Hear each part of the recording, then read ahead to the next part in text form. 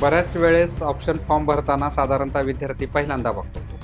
आता आम्ही बरेच वर्ष बघत असल्यामुळं आम्हाला माहिती असतंय, पण विद्यार्थी पहिल्यांदाच बघतो. आणि कम्प्युटर इंजिनिअरिंग एकच कॉलेज 2 वेळा दिसतं. तर हे 2 वेळा कसं दिसतं, की एक गव्हर्नमेंट ऑफ महाराष्ट्राची एक सुविधा आहे, की जे विद्यार्थी खरंच गरीब आहेत, त्यांच्यासाठी TFWS total fee waiver scheme आणि हे प्रत्येक कॉलेजेसमध्ये प्रत्येक 60 विद्यार्थ्यांच्या पाठीमागं 3 विद्यार्थी गव्हर्नमेंट फ्री शिकवतात.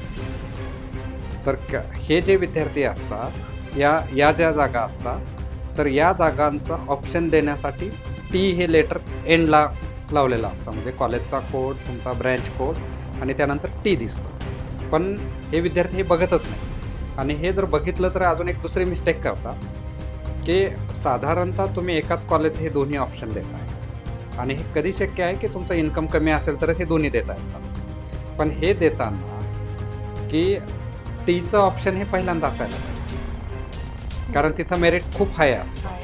पण विद्यार्थ्यांचं उलट होतं असं. आणि मार्क सपोज 98% आहे आणि त्याला TFWS 100% एखाद्या कॉलेजची कॉम्प्युटर ब्रँच मिळणार आहे.